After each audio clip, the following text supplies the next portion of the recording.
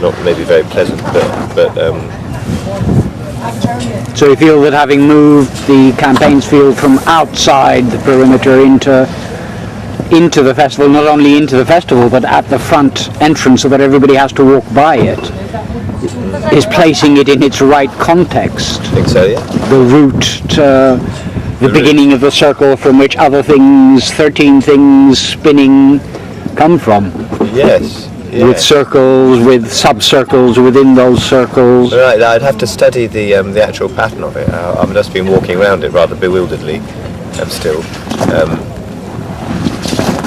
And I haven't actually. There is a pattern to it that has been done, and I feel much happier about it this year.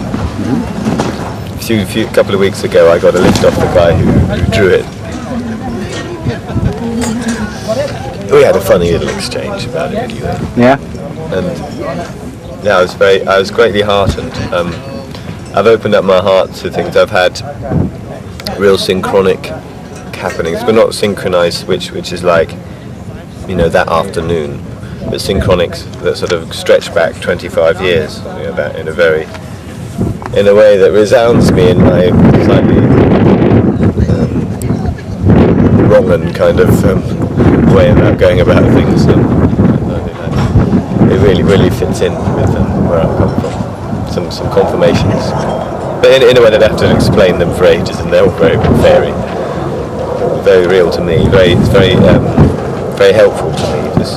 Just to do with this, it's also to do with the tribe, I suppose. To want another better word, the Rainbow Tribe, and the way that people have come and gone, lived and died, or there's sustained vision of it throughout the years since earlier in my life even than the meeting at the Rainbow Centre and the sort of era of the road protests when a lot of people who were environmentally aware met. This was before then, and connecting back to my life in this part of the world, roughly, pretty well in this part of the world, with early friends and early situations. Just before there was a lot of coming together on environmental issues in the early 90s, I think. There was in the 80s with the nuclear protests and the Green Common and things like that as well. I wasn't so involved with that.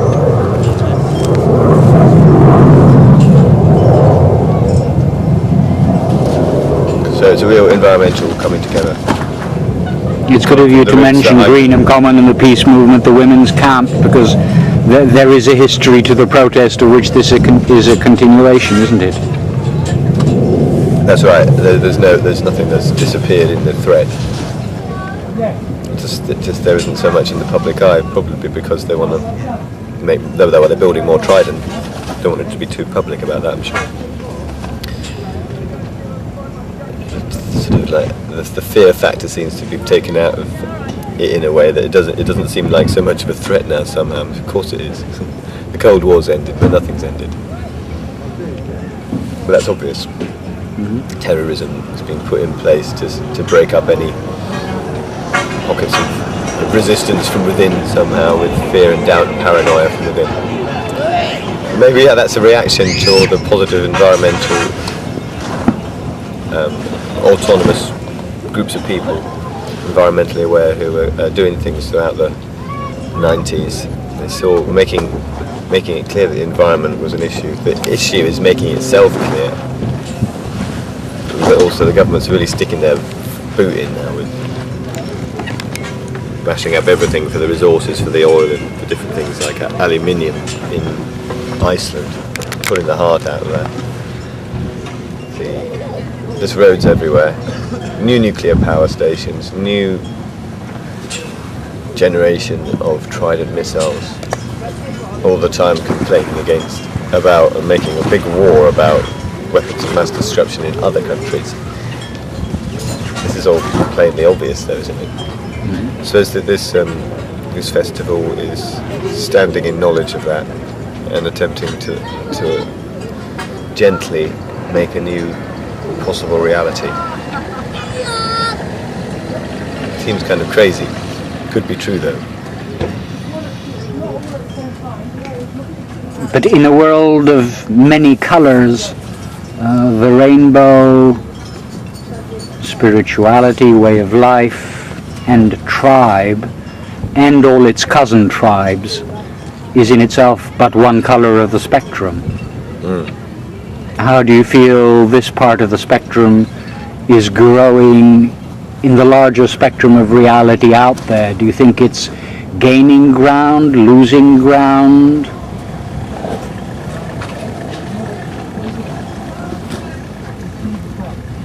I put things on merit of their relative amount of intention that people have.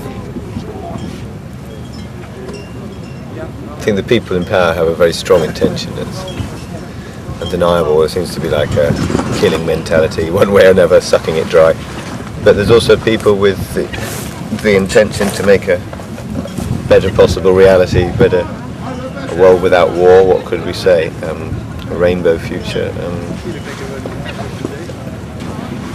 I just think of the scientific experiments that have been done by Professor Emoto in Japan, or something about the crystalline nature of water, and when you put a good thought out to water, it makes a beautiful harmonic pattern, and when you put a bad thing in the crystalline structure, and when you send out a bad vibration to it makes a yucky pattern.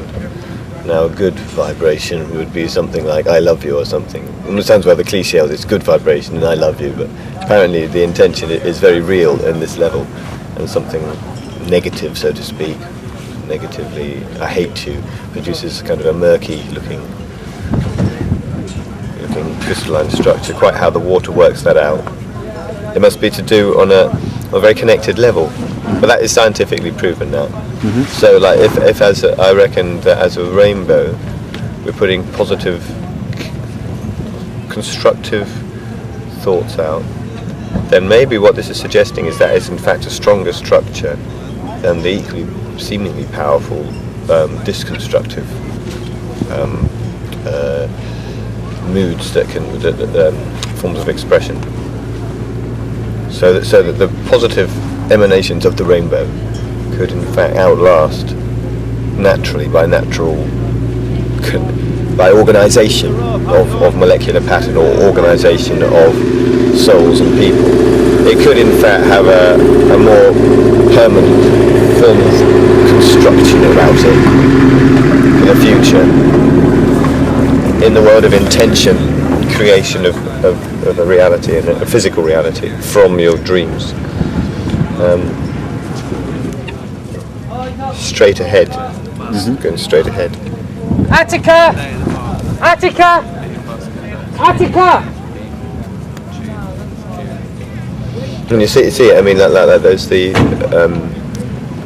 jet fighters that fly over, and the Chinooks and the army aeroplanes, and I haven't actually seen any bombers go over, big bombers. I'm sure they're stowed nearby here, Yeovilton somewhere. But I mean, that's quite easy. They could wipe out the whole field. Field would be a mere exercise to them, I'm sure. Which is the most powerful force? The collective mind of the anarcho hippie punk middle class, Devon Rainbow Coalition, non-group of anarchist liberated souls, colourful people. What you see represented here, celebrants, proper people, actual participants in culture hereabouts in the south of England. What I see, maybe you'd call them freaks, but it gets awfully laboured that. That's how long are these freaks going to be about to prove themselves freaks? What is it anyway?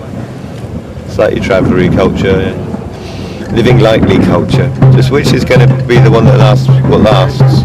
Something that is able to bend with the changes that are coming in the environment, or something that's programmed just to destroy.